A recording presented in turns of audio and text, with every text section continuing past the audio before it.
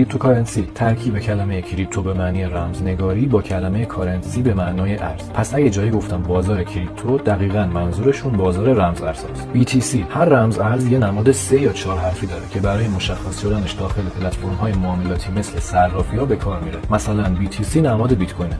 چند مثال دیگه: غیر متمرکز بودن مهمترین ویژگی بیت کوین و اکثر رمز ارزهاست، به این معنی که هیچ شخص سومی مثل بانک بین معامله ها قرار نداره و در نتیجه اختیار دارایی ها کاملا با دارنده اوناست. ساتوشی ناکاموتو خالق مرموز بیت کوین که هنوزه نمیدونیم کیه و هویتش فاش نشده. ساتوشی به کوچکترین واحد شمارش بیت کوین ساتوشی میگن. اگه یه بیت کوین رو به 100 میلیون قسمت تقسیم کنیم، هر قسمتش میشه یه ساتوشی. مارکت کپ یا ارزش بازار حاصل ضرب قیمت ارز دیجیتال در تعداد کل ارزهای در گردش. رمز ارزها بر اساس ارزش بازارشون رتبه بندی میشن و بیت کوین در حال حاضر رتبه اول رو داره. دامیننس میزان سلطه یه رمز ارز به مجموع بازار کریپتو.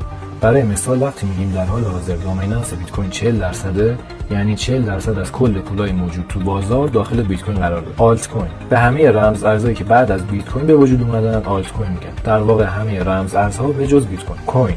رمز ارزهایی که بلاکچین مختص خودشون رو دارن و مستقل عمل میکنن، مثل بیت کوین و اتریوم.